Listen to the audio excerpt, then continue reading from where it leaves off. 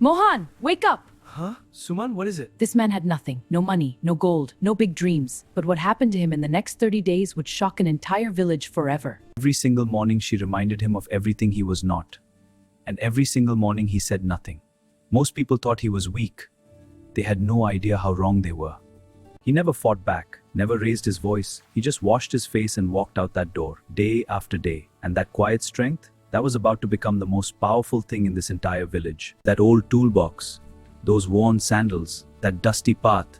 To everyone watching, here is the thing about honest men. They are always going exactly where they need to be. This tiny shed under an old peepal tree, this was his kingdom. Not much to look at. But every single wood inside it had been touched by the hands of a man who had never cheated anyone. Sitaram, this wood is perfect for the frame. Indeed, Mohan, it will be strong. This rhythm is soothing. You find joy in simple work. This is true wealth. Look closely at those hands. Every crack, every callus, every rough edge. This is what honesty looks like. Not polished, not perfect, but absolutely unbreakable. Look at that city, Mohan.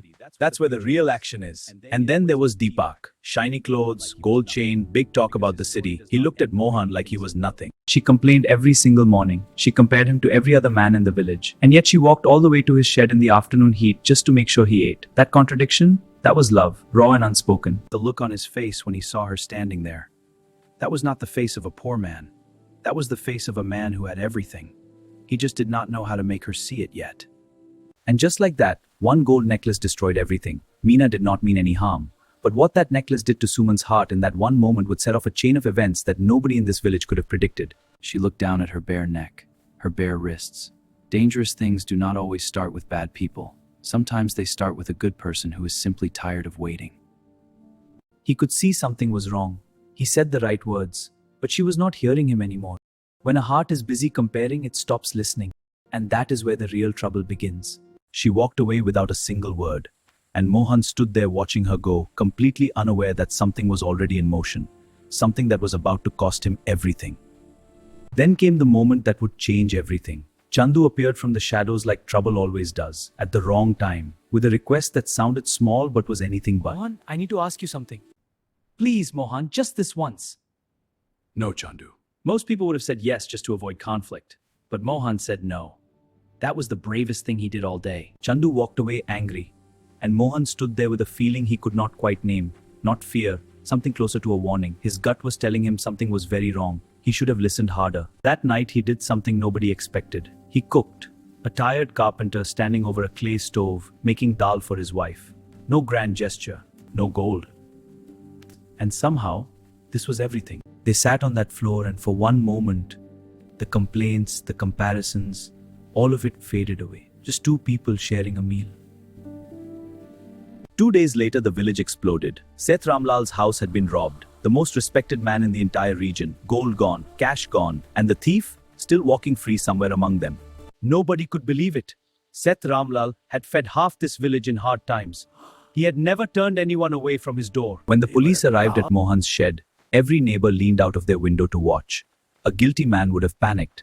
But Mohan simply opened the door wider and said, "Please, come inside." They searched every corner, every shelf, every dark space in that shed.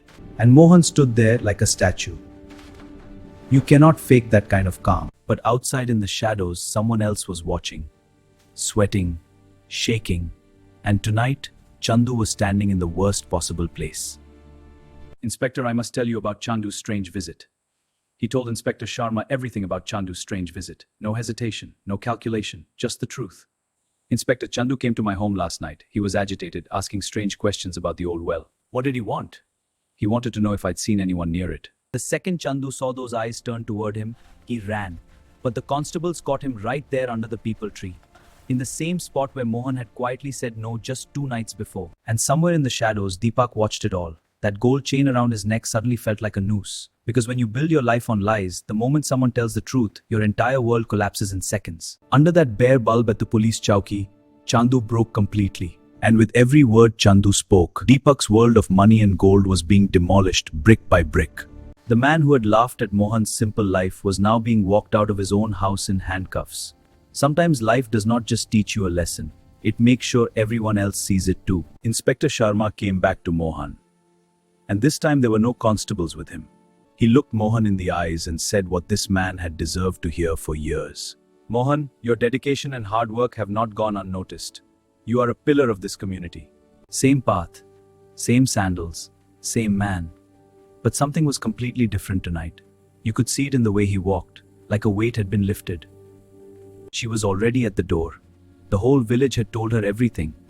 And as she watched him walking toward her on that dusty path, something inside her broke open. Not in a bad way. In the way that walls sometimes need to break so that something real can finally get through. I finally see you. I wasted so much time not seeing you. And I am so deeply sorry for that.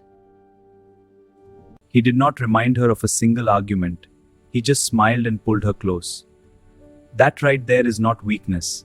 That is the most powerful thing a human being can do. Same clay bowls, same simple food, but the smiles were completely different tonight because they were eating together now, not just as two people sharing a meal, but as two people who had finally found each other again. The government sent him a reward. Mohan used every single rupee to fix the roofs of 3 poor families. He kept nothing because to him, that was not sacrifice. That was just obvious. The village remembered Mohan for decades, not because he was rich, but because in a world full of people chasing gold, he was the one man who never lost himself.